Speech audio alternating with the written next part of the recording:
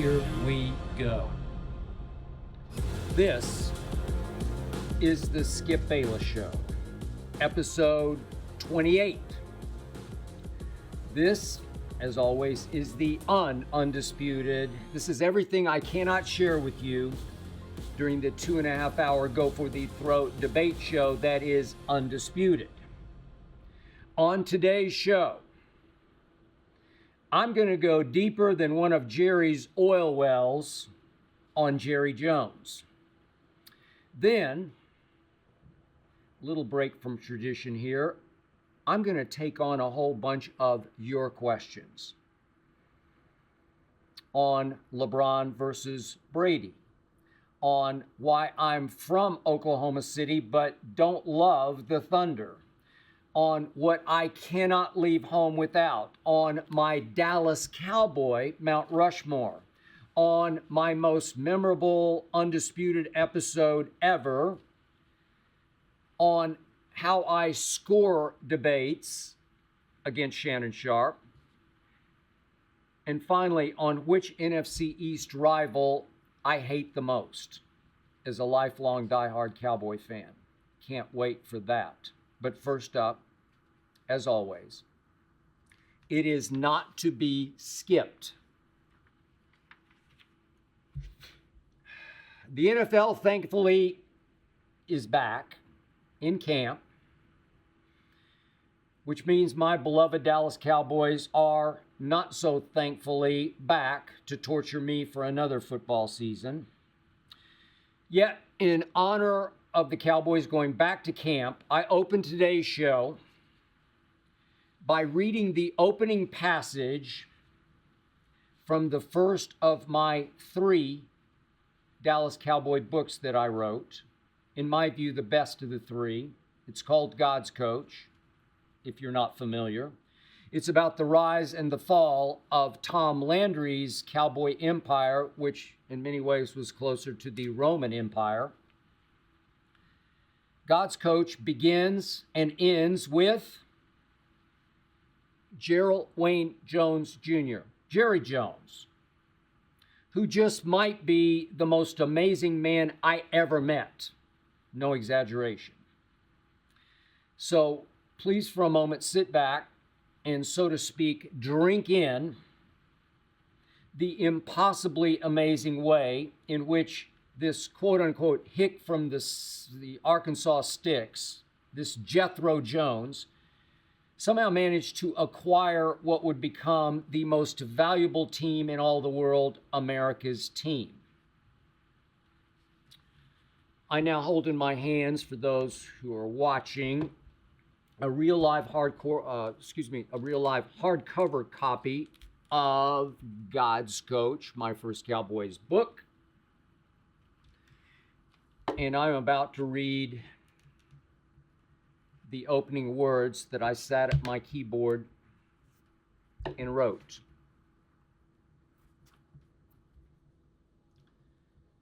Jerry Jones felt as if he had been tackled in his sleep by Too Tall Jones. His head, his stomach. Jones hadn't hurt so bad since August two-a-day practices back at the University of Arkansas. Lord have mercy, said Jones, getting more religious with each throb. For Jones, the hotel room in Cabo San Lucas was beginning to rock like a fishing boat on high seas.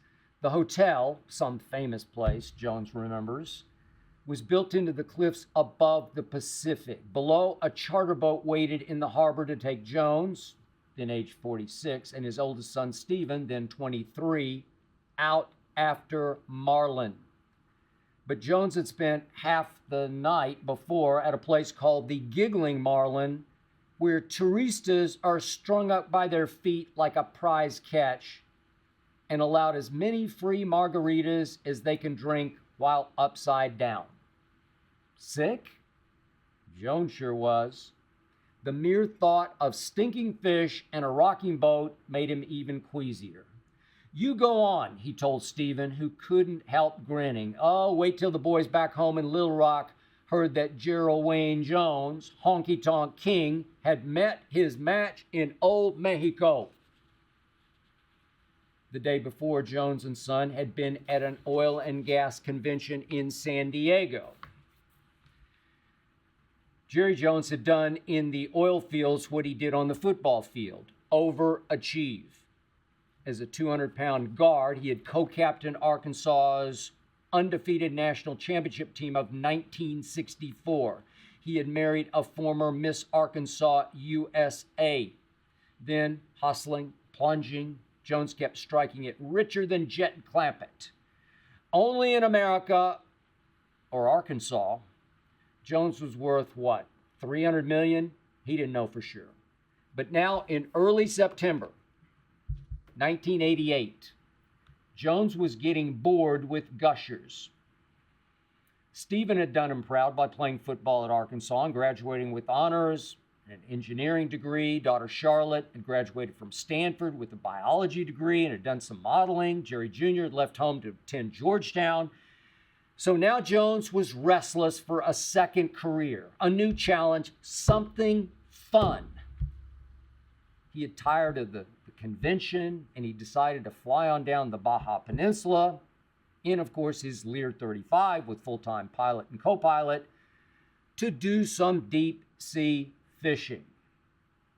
That fired him back up. I love to smile, Jerry Jones told me. But now, the morning after, Jones was not smiling. He was wasting away in Margaritaville. Stephen went on fishing, and Jerry Jones, through one eye, passed the time scanning a day-old San Diego sports section that he had tucked into his suitcase.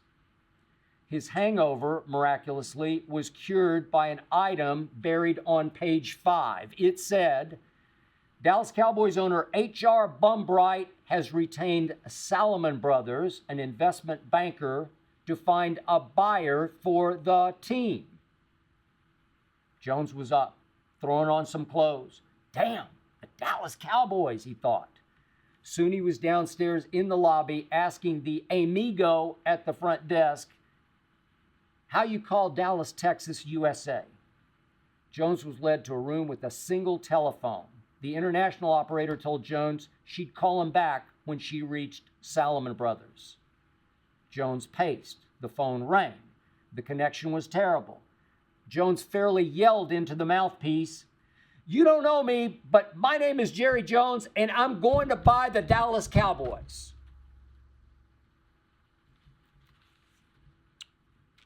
Ugh.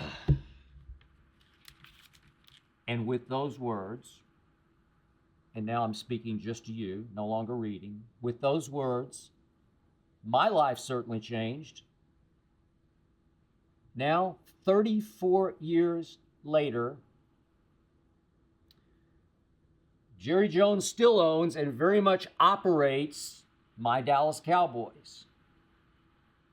He is the president. He is the general manager.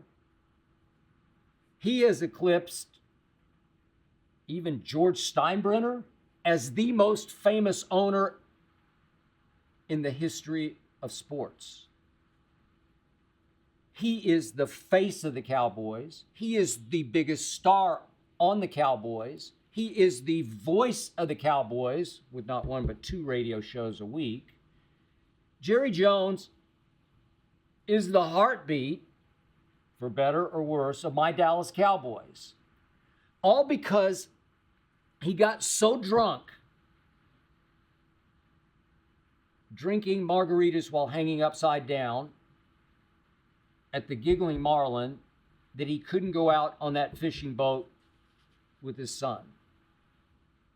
This makes me feel like I have a hangover and I don't even drink. Life is just so strange. This is the Dallas Cowboys we're talking about. And crazier still, Jerry Jones wound up having by far the least money of the final 5 bidders in 1988 for my Dallas Cowboys. By far the least money. Didn't really belong in the grand finale.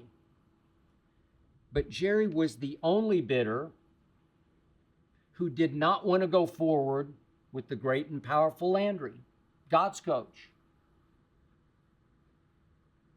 And Tom Landry, to many in the Bible Belt, was the closest thing this world had ever seen to a second coming.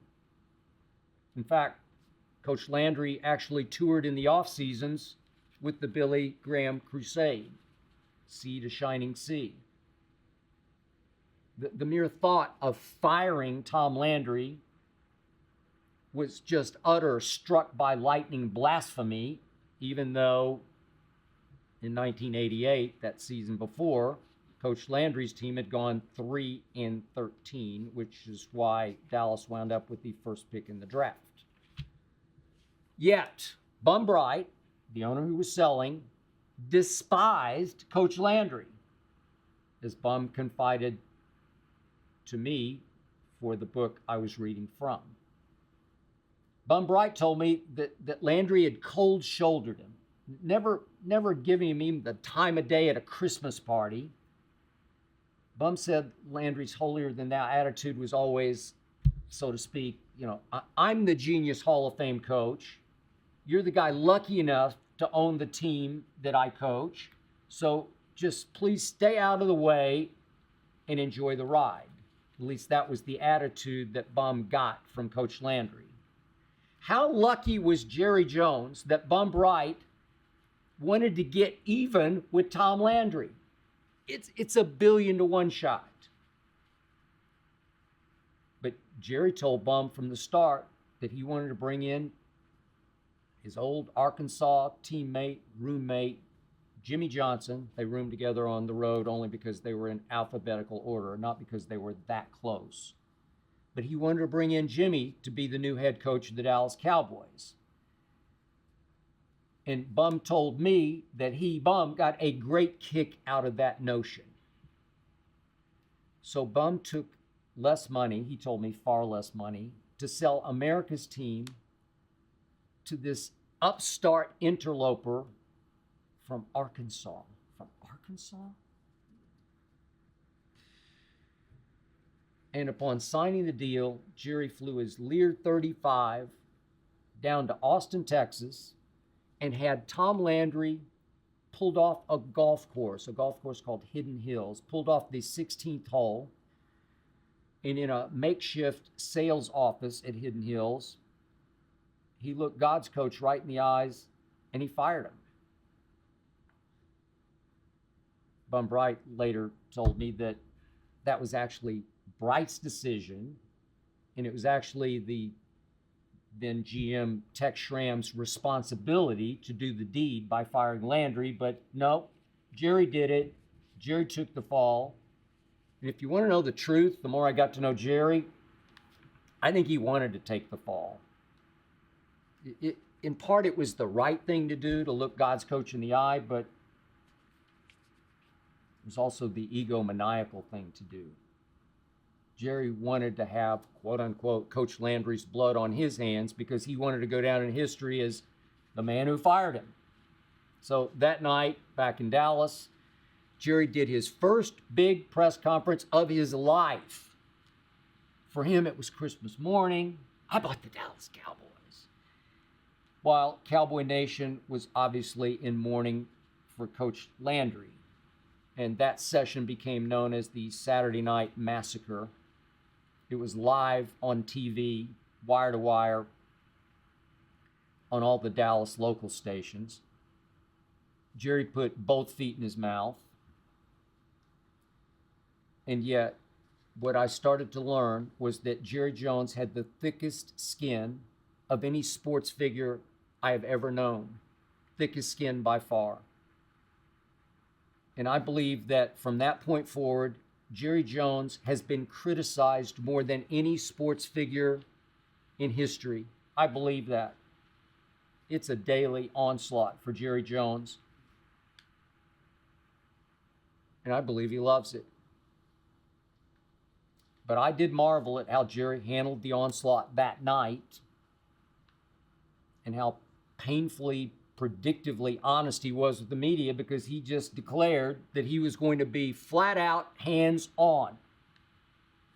He was going to know this franchise, as he said that night, down to the socks and jocks. And to this day, he still does. That night, I decided to write God's coach. Yet, the next morning in my column in the Dallas Times-Herald, I defended Jerry Jones because I sensed there was a lot to like about quote-unquote Jethro Jones. I guess this helped me a little bit when I started to ask Jerry to be interviewed for my book. But I'm not sure that would have mattered that much, because Jerry just loved to talk to the media, especially about Jerry. So for the 3 books I wrote, I wound up interviewing Jerry Jones dozens of times for hundreds of hours. I had dinner with Jerry in his hotel suite the night before Cowboys played at San Francisco for the NFC Championship, that first go-around, the end of the '92 season. I had breakfast with Jerry the morning of his first Super Bowl out here in LA at the Lowe's Santa Monica.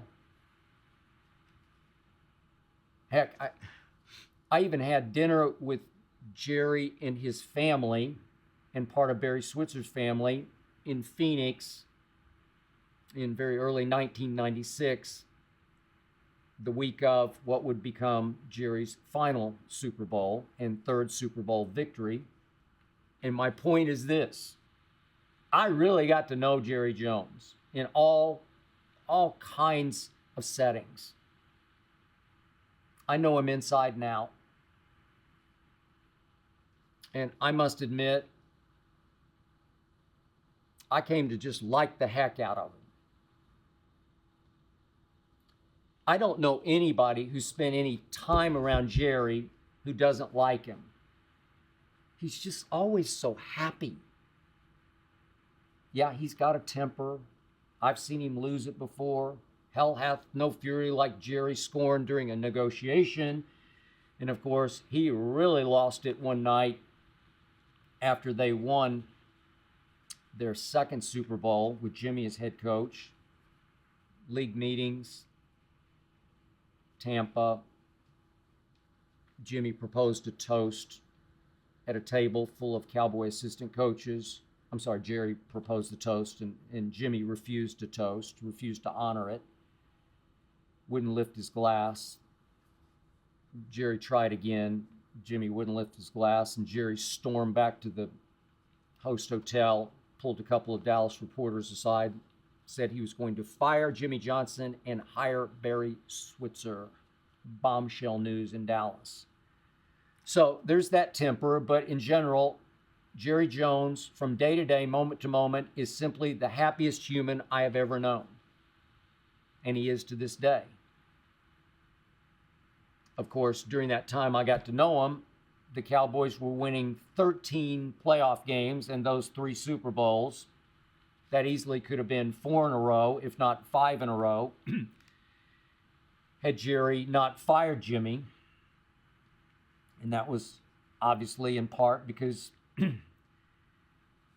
Jimmy didn't pay him enough respect, didn't have enough respect for him, because Jimmy had fought his way up the hard way and Jerry had bought his way into general managing the Dallas Cowboys. Jimmy too often shamed Jerry in front of staffers, or so Jerry thought. Jerry wanted some credit. I thought he deserved some. Jimmy thought he deserved next to none. And yet, in Jimmy's defense, in all those hours I spent around Jerry, I was always shocked at how little he really knew or understood football, given the fact that he played college football at a high level. He never was that conversant in football, never had that deeper comprehension that every head coach, assistant coach I ever knew had. Didn't really get the lingo of football, couldn't really see football himself, so he needed people to tell him what worked and what didn't. And yet, it was Jerry who pulled off the Charles Haley trade with San Francisco, their arch rival. Charles Haley became the unblockable defensive catalyst that propelled the Cowboys to those Super Bowls.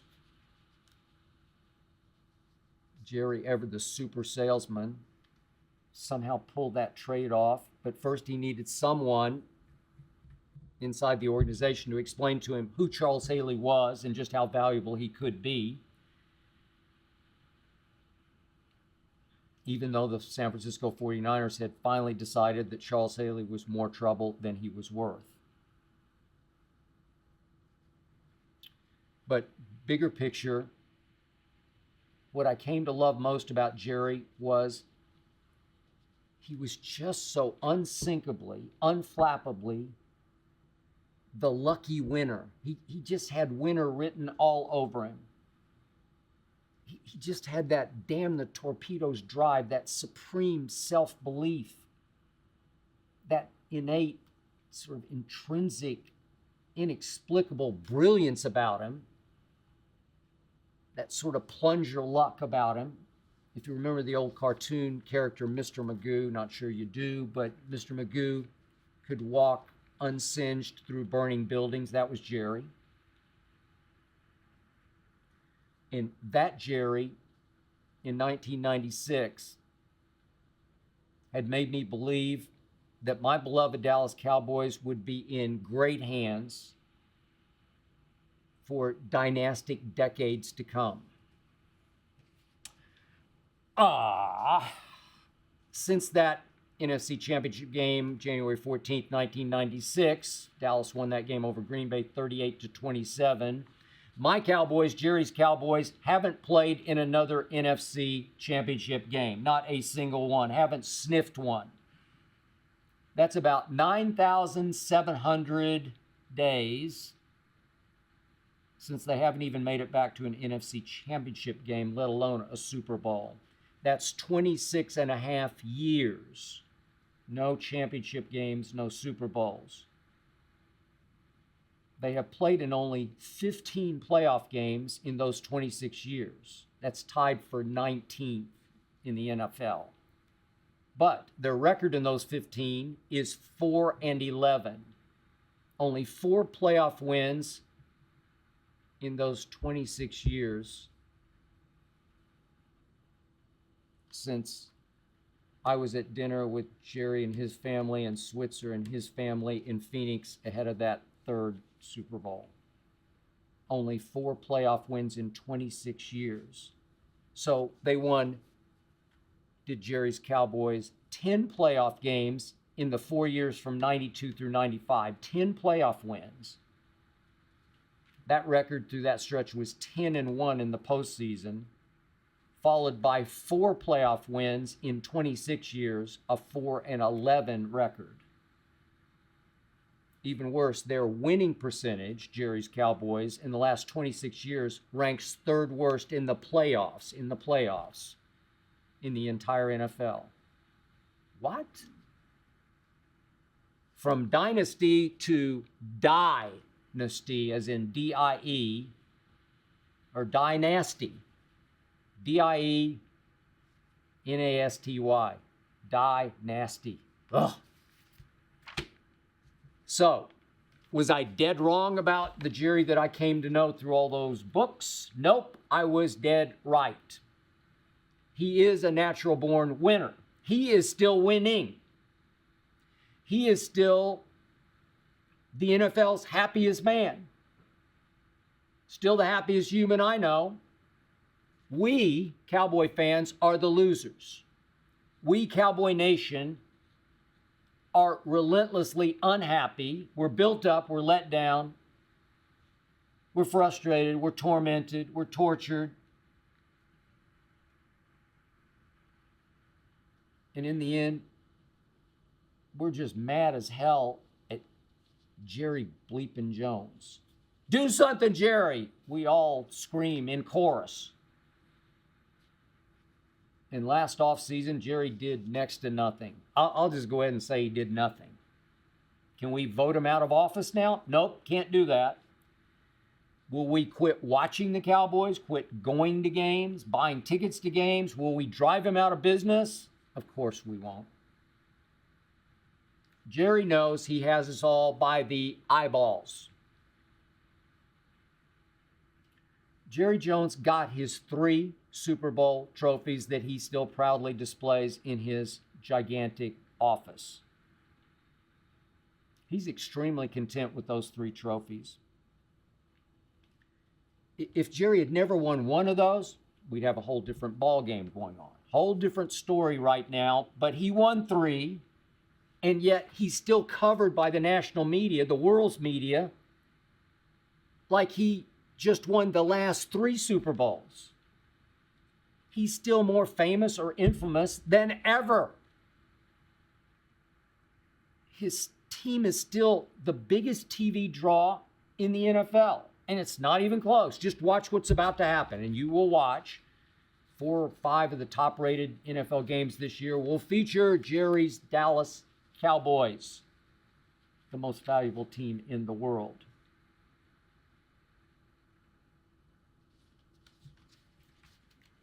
We go back and forth on Undisputed, most powerful owner in sports. It's one of the NFL owners. It's Jerry, or maybe Mr. Kraft, Robert Kraft in New England.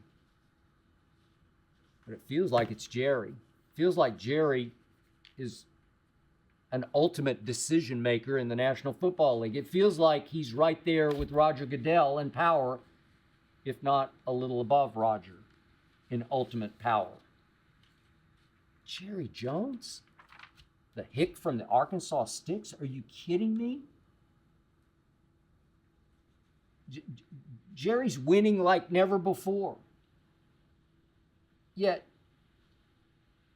that's why there's no urgency, there's no desperation, there's no gotta. There's none of that. Jerry's happy. Jerry's got a great, ever-growing family, extended family around him. He's got a great wife, beautiful wife, still puts up with him.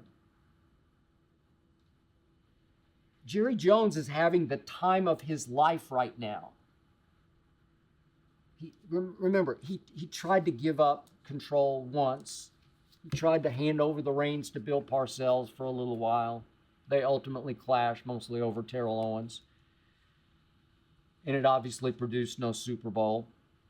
So now Jerry is just completely content to do it his way. He listens to Will McClay and the scouts, and the assistant coaches. Then he picks the players in the draft. He loves this. This is the most fun part of the job to him, is picking the players on draft night and then the following draft days. He picks them. Buck stops on his desk. And I got to say, he's done a pretty great job of it, listening to the right people. And this is the way Jerry most knows that he can prove his manhood to those around him whose opinions he values. I know how to pick a football player. I know a football player when I see one. I can see him coming from a mile away. That's Jerry's attitude, because he runs the draft. The Cowboys are still hell-bent on building through the draft. It's Jerry's claim to fame. Buying free agents, which he did once upon a time with Dion, it's just too easy and it's no real fun. So he'll let the Rams go with the F them picks philosophy. Go trade for proven superstars. But Jerry's going to prove that he can do it the old-fashioned way, through the draft. If he happens to win another Super Bowl and he's about to turn 80 in October, that would be great. If not, he's still got those 3 Lombardis in his office. He's still Jerry freaking Jones. And no matter what happens, Jerry's going to do it his way with the same old sorry coach who he's come to love like a brother. Please drop the mic, McCarthy. McCarthy's gotten exposed as badly on the national stage as Russell Westbrook has on the Lakers stage.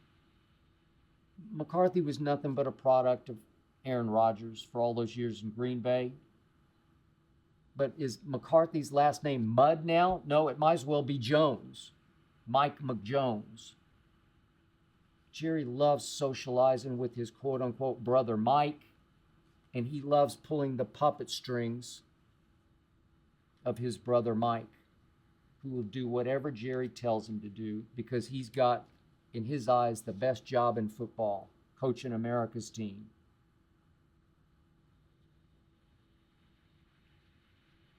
The Cowboys failed to improve at all last offseason, and in his opening remarks, his State of the Union the other day, as Cowboy camp opened, Jerry as much as admitted it. He said, our window was open a year ago. We gave it a hell of a run. Didn't bring it home. And now he's trying to sell Cowboy Nation that this team can be a little better than even last year's team can, even without Amari,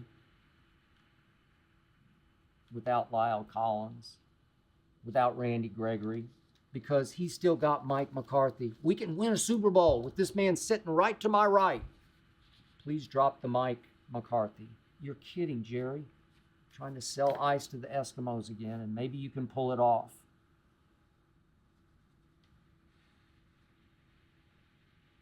It all makes me feel like I got drunk last night and I'm about to puke, and I don't even drink.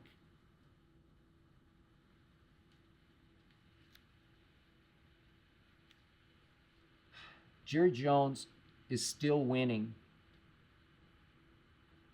everywhere but in the postseason. And we Cowboy fans can only watch and hope and sigh and cry out, please, Jerry, just do something.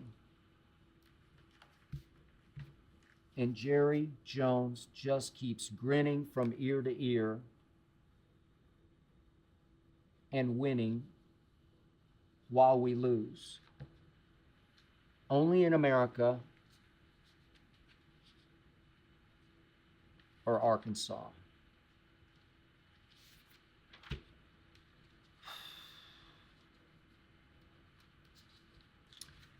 Now it's your turn. I'm going to try to bang through some questions from you out there, and I do appreciate them because they always make me laugh or think, or both. And I start with Dion from Fort Lauderdale, who asks, is LeBron defeating Father Time just like you think Tom Brady is? Dion, the answer to that is a big NO. I will give you that LeBron James had the greatest year 19 last season of any NBA player ever, but that's in large part because not many have lasted or wanted to last as long as LeBron has. I admire his fitness dedication. I admire his commitment to nutrition and warrior workouts. Yet, remember, LeBron is 7 years and 5 months younger than Thomas Edward Patrick Brady Jr. And I do realize it's virtually impossible to compare playing NBA basketball to playing quarterback in the NFL, but LeBron's all-time greatest year 19 was statistically deeply flawed. Yep. 30 a game, 8 rebounds a game, 6 assists a game, down from 10.2 2 years ago when he led the league in assists. But that 38 and 6 camouflaged crucial chinks in LeBron's armor. And he's got some body armor on that body of his. But crucial chinks were exposed statistically that Brady had none of last season as he was 44 years of age. So what did we see from LeBron? In a nutshell, LeBron last season ranked 15th in the NBA in three-point attempts. That's a lot. He finished 93rd in three-point shooting by percentage, 93rd in the league. Okay, Let's try to compute. 15th most attempts, but 93rd in percentage. That's way too many three-point misses. That's team crushing, as was what happened at the free throw line. LeBron also finished 15th in the NBA in free throw attempts. Yet in free throw shooting, percentage-wise, he ranked 86th in the league. LeBron, you left way too many points on the table for your team's sake. 15th in attempts from the free throw line, 86th in free throw percentage. Does not compute. And last year, by my calculation, and I watched every single dribble of every game that LeBron played, he had 15 chances late and close to close games. No closer gene does LeBron have, because I saw him fail 15 times to close games that should have been won. A fairly significant reason why LeBron's Lakers, even though he played only 55 games, finished 33-49 and missed the play-in tournament. Not just the playoffs, they missed the play-in tournament. Last season, Pro Football Focus graded Tom Brady as the best quarterback in the NFL. No chinks in that armor. The best, number one in the NFL, ahead of the MVP, Aaron Rodgers, by Pro Football Focus's grading scale. Last season, Tom Brady tied his career high with 5 game-winning drives. Talk about closing. That's the closer, the ultimate closer. Only a blitz bust in a broken coverage cost Brady's team that playoff game against the eventual Super Bowl champion Los Angeles Rams. In that game, Tom Brady scored 24 unanswered points to tie the score at 27 all. And then came the bust, and then came Matt Stafford to Cooper Kupp, and then came the field goal that beat them.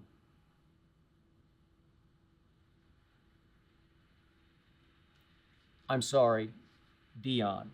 In the end, LeBron is beating Father Time down at one level, while Tom Brady, as he now is about to turn 45 on August 3rd, is defeating Father Time at a much higher level. But thanks for the question and the attempt. Let's try Carson from my home state of Oklahoma. Why aren't you a fan of the Thunder if you're from Oklahoma City? Because number one, the San Antonio Spurs, number 2, Russell Westbrook, and number 3, the Oklahoma Sooners football team. I did grow up in Oklahoma City. Basketball was my first love. And yet, during my high school years, if you told me that Oklahoma City, Oklahoma would have an NBA team, I would have laughed in your face. We had no more than AAA baseball, the 89ers. We had AAA hockey, or I don't even know if it was AAA. It was just minor league hockey. The Blazers. We went occasionally just to watch the fights. So through the 1980s, obviously no NBA team in my hometown, I slowly but surely became a fan of the San Antonio Spurs, in large part because of George the Iceman Gervin, one of the greatest in-lane shot creators that league had ever seen. You want to talk about a hezzy wrist flip, last-stitch little finger roll that he could pull off over centers and power forwards. It was a gift from the basketball gods. Never seen anything like it. I will admit the Thunder started to grow on me 2010, 11, just because Kevin Durant was taking off and he had already become my favorite player. But Russell Westbrook spoiled it for me. The more I criticized on national TV Russell Westbrook for taking more shots than Kevin Durant was taking, the more death threats I started to receive from Thunder fans in my hometown of Oklahoma City. It got so bad that when I covered the 2012 NBA Finals in my hometown, I needed 24-hour bodyguard protection from an LA cop assigned to me in my hometown. Thanks to Thunder fans. And trust me on this, that will sour you on your hometown team. And finally, I was born and raised a diehard University of Oklahoma football fan, a fanatic.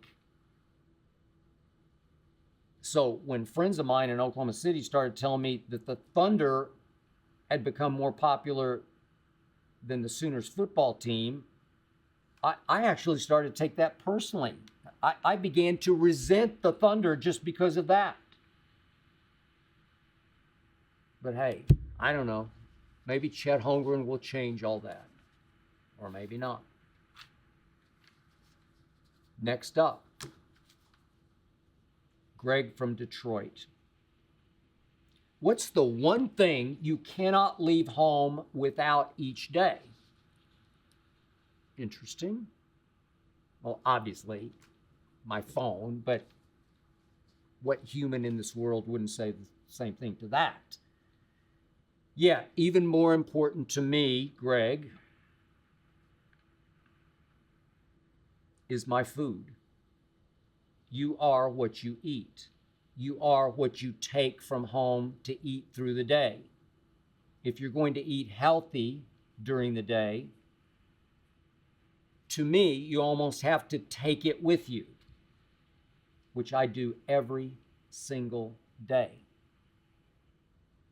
After I run for an hour on the treadmill from 2:30 a.m. out here in the Pacific time to 3:30, I take a shower, and then I take with me my Metrax RTD shake. That's 51 grams of protein, only 5 grams of carbs, 2 grams of fat, 3 grams of sugar.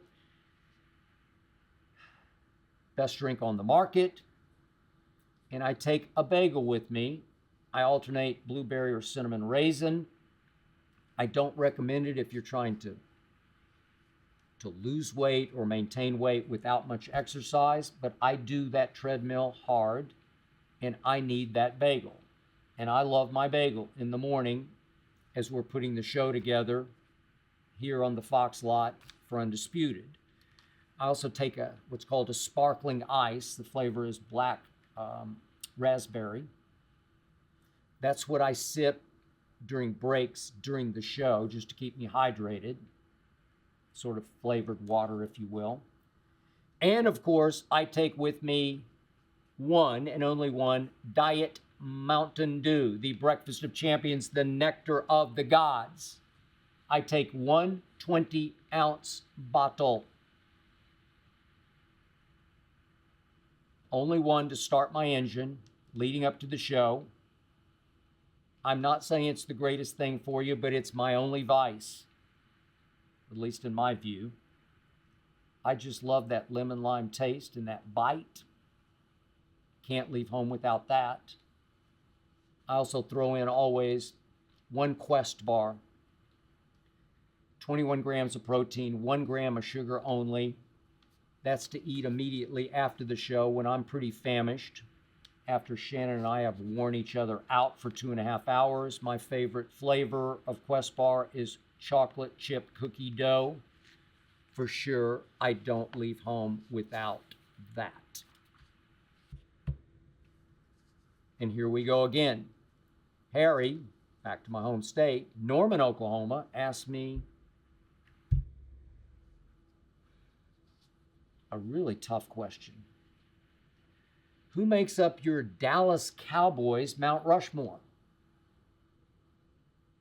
I must admit, I have lost sleep over this, and I'm still not sure about this.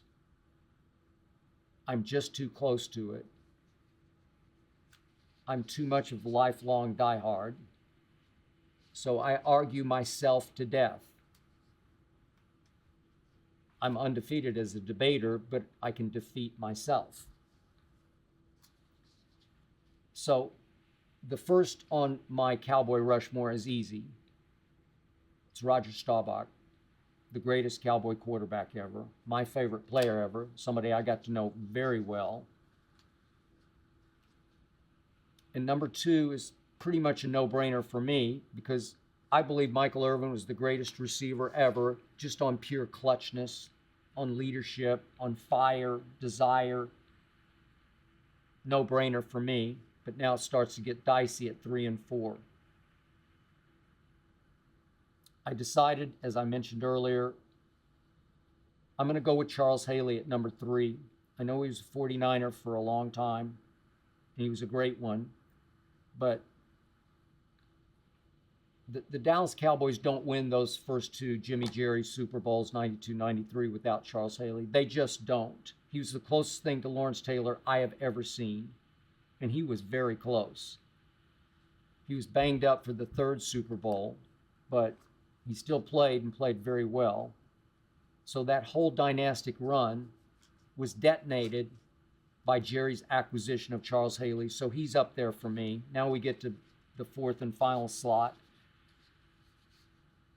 And I am extremely conflicted. If we're just going on pure talent, pure aura, pure Hall of Fameness, pure all-time greatness, it's Deion. But Deion came late to Dallas, obviously. He helped the 49ers beat the Cowboys in 94. Then Jerry signed him, and he came over to Dallas, and he was the reason the Cowboys went back over the top, over the 49ers and the rest of the field to win the 95 season Super Bowl. And he's just by far the greatest corner ever, and I love Darrelle Revis, but it ain't close. But after the 95 Super Bowl, Deion got banged up, and he sort of faded away, and it's just, I don't know, it just doesn't feel right for him to be on the Cowboy Mount Rushmore. Okay, so from there on, my other choices are, I'm going to bang them off. Obviously, Emmitt Smith, Troy Aikman, then I go back a ways, Randy White and Bob Lilly, Leroy Jordan, big fan of his, cornerstone, stalwart. Don Meredith was all-time great for those bad, getting better teams through the 60s. Drew Pearson made the greatest clutch catches, single catches, famous catches in Cowboy history. Larry Allen was the greatest Cowboy offensive lineman, and of course, Tony Dorsett. If you make me choose for one game, Emmitt Smith or Tony Dorsett, I'm going Dorsett every single time. Much more electrifying, much more dangerous in the open field, and could run hard between the tackles.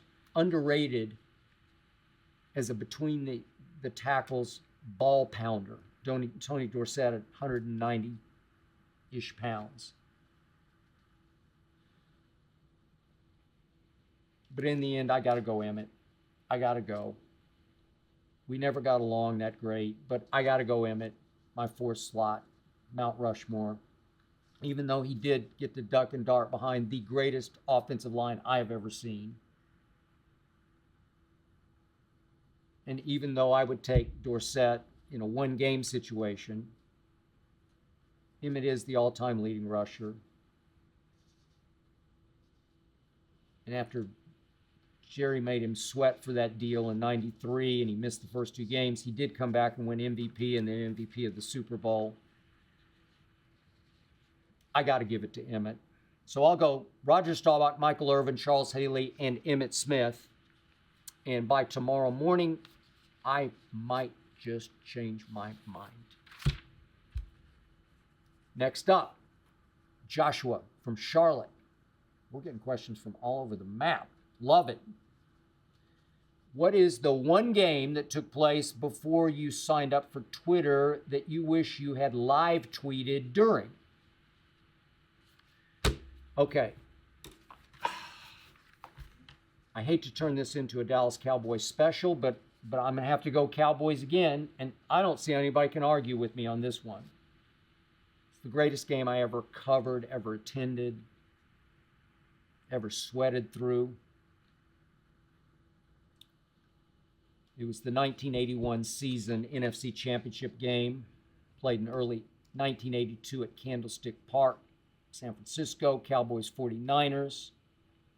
It's just the greatest game I ever saw. It was the changing of the dynastic guard.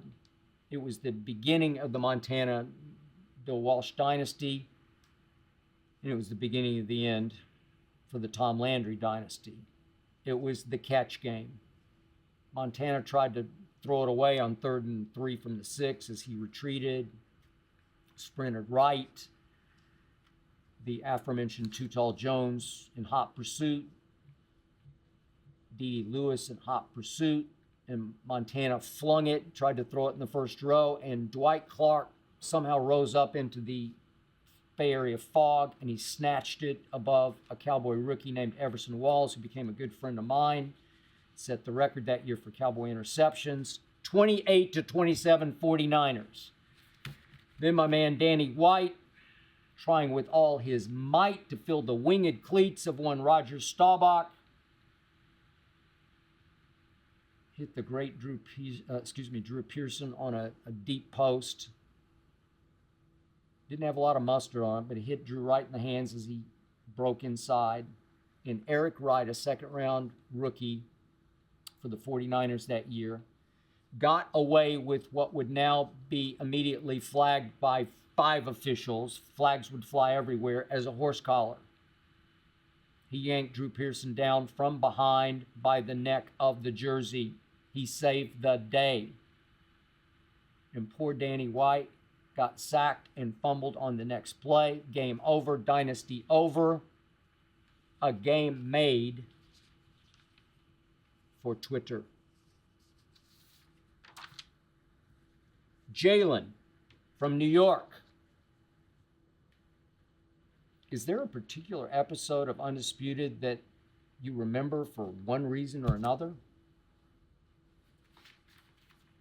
You bet. Obviously, I must pay homage to the great Ernestine, my wife, because the first time she joined the debate desk in studio, I was a nervous wreck for the first time, and I hope the last time in my career, because Ernestine is even more opinionated than I am. She is a spitfire, liable to spit all manner of out-of-bounds fire when you least expect it. And remember, on Undisputed, we're not live to tape. We're live to live. We are flat out live. You cannot get it back. There's no tape delay. But the great Ernestine was great that day. No slips of the tongue, perfectly in bounds. And just for the record, I've had lots of memorable moments on Undisputed. Little Wayne moments, Nelly moments, Snoop moments, Kevin Hart moments. Moments battling my frenemy, Terrell Owens.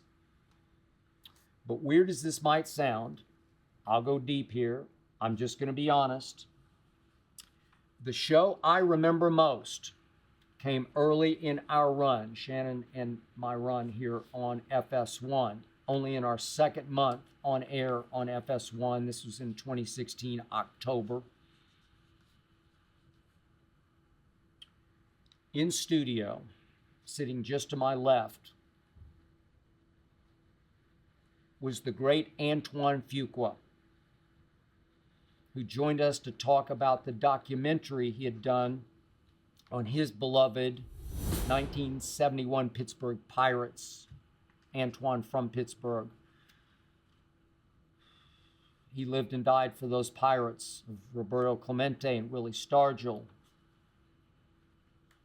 And yet, as I think you know, I am a lover of movies, a connoisseur and student of movies. And for Antoine Fuqua to sit next to me, it was like sitting next to a godlike figure. You can have all those sports legends who've come and gone through our studio, all the ones I've had on the old show back on ESPN, all the ones I've interviewed in my newspaper and magazine career. You can have them all. But I was in awe of Antoine Fuqua. I mean, Antoine directed Denzel in one of my all-time favorite movies, Training Day, for which Denzel won it all. He won the Academy Award. Then, of course, he directed Denzel again in The Equalizer, great movie, and Equalizer 2, equally great, hard to do. And there was the vastly underrated Tears of the Sun, Bruce Willis, and that riveting, gut-wrenching Brooklyn's Finest. And I could go on and on about Antoine, but I won't. But as soon as I read this question, my psyche flashed back to Antoine Fuqua sitting next to me at the debate desk on Undisputed. Call me crazy. And by the way, just a couple of quick notes on those of you who wonder what Ernestine and I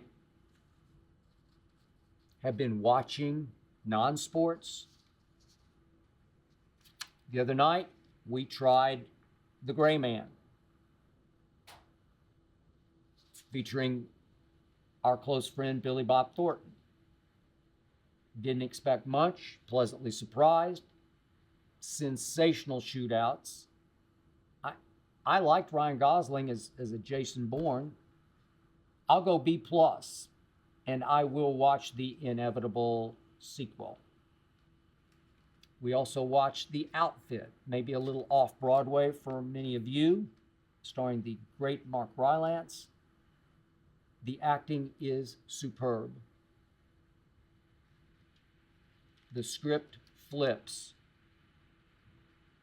Worth the price of admission, A-. I mentioned this a couple episodes back, but Ernestine is hooked on Only Murders in the Building. I'm not, but I must admit, it's growing on me. It's getting better.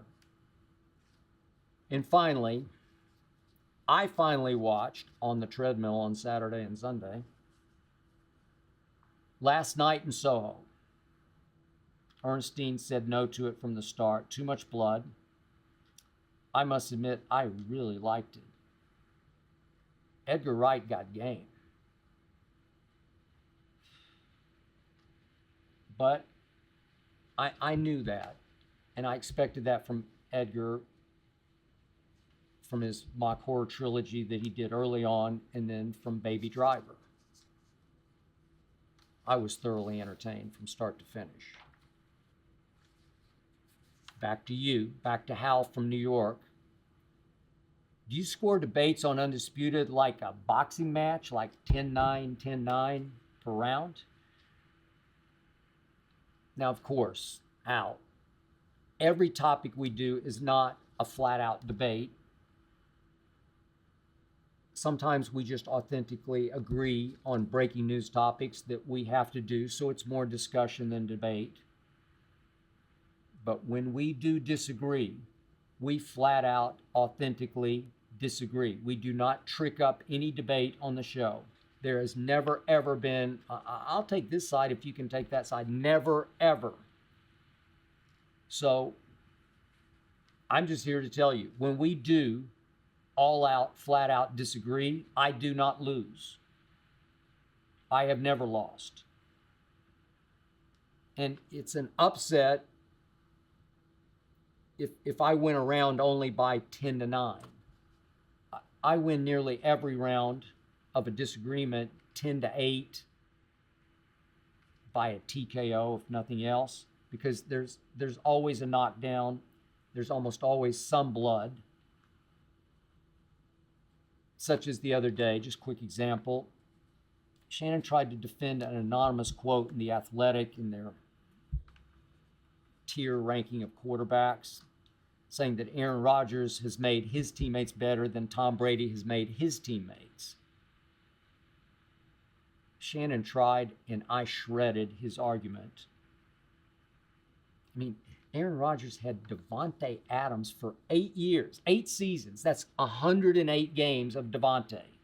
And over the last, 4 years that they were together, I think we all agreed Devontae was the best receiver in football.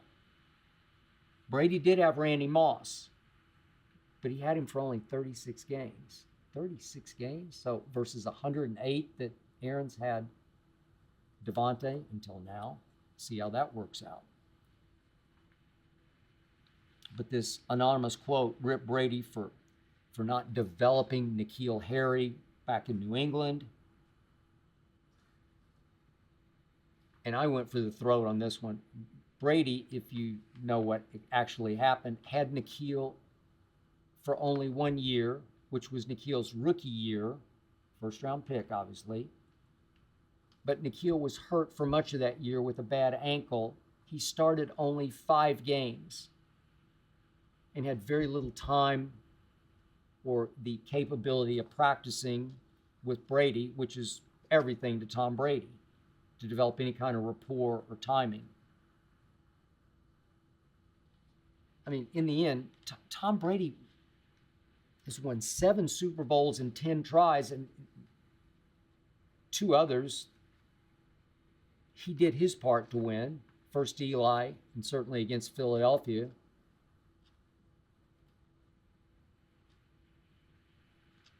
I mean, Tom Brady is 35-12 in the postseason. And that's often been with a bunch of Edelmans and Amendolas. Are you kidding me? Aaron Rodgers made it to 1 Super Bowl 11 years ago, and he won it. So he's 1-0 in the Super Bowl. He's 11-10 in the postseason. So Brady's 35-12 in the postseason to 11-10 for Aaron Rodgers. And you're telling me that Aaron has developed teammates better than Brady? You're kidding. That's laugh out loud bad. And when I finished, Shannon needed a standing 8 count. Okay, I'll take one more. Morris from Atlanta, you're up. On the last game of the season, would you rather see the Cowboys knock Washington or Philly or the Giants out of the playoffs? Good question. Probably weird answer.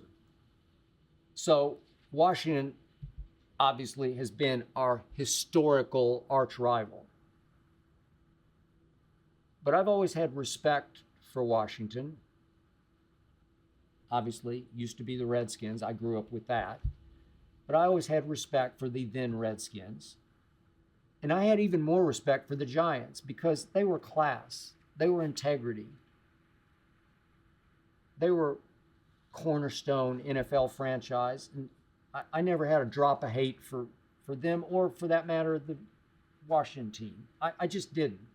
But my whole life, I have hated the Philadelphia Eagles. By far the most of any rival in the division. Ever since, weirdly, my mom, when I was a little kid, attended an Eagles preseason game that was played in Norman, I was in Oklahoma City, at the University of Oklahoma Stadium at Owen Field. They played a preseason game there, kind of a barnstorming mission to create new NFL fans. And somehow my mom went to the game. She wasn't much of a sports fan. She decided to buy this cheap little pennant. It was this vomity green Eagles pennant that she brought back and said, "You want to put this up on your wall?" No, I don't. I don't like them. Well, that just stoked my hate even more. And I've never liked any of the Eagles players or any of their coaches, or especially their cowboy-hating fans. And I'll never forget back through the 80s and 90s when I used to travel with the Cowboys.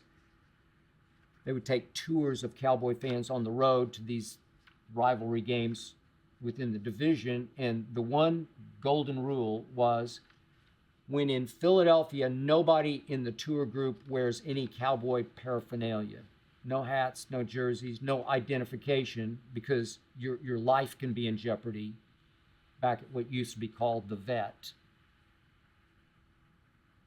But I must admit, here on my show, for the first time ever, my emotions are mixed when it comes to the Eagles, because I have nothing but respect for the intangibles of one Jalen Hurts. I find myself rooting for Jalen Hurts because he's such a great young man and such an underrated playmaker and leader. Not a great thrower of the football, just a playmaker and leader. He's Tebow-esque, but he's a better thrower than Tebow ever was. Can hurt you with his legs. Not a speed demon, but so strong, both physically and mentally. Nothing but respect. So this time, I guess I'd still rather see the Cowboys knock the Eagles out in the last game, knock them out of the playoffs, because this time, I fear Jalen Hurts' Eagles are the team to beat in the NFC least. That's it for episode 28 in honor of Darren Woodson. Thank you for listening and or watching. Thanks to Jonathan Berger and his all-pro team for making this show go. Thanks to Tyler Korn for producing. Please remember, Undisputed, every weekday, 9:30 to noon Eastern on FS1. The Skip Bayless Show, every week.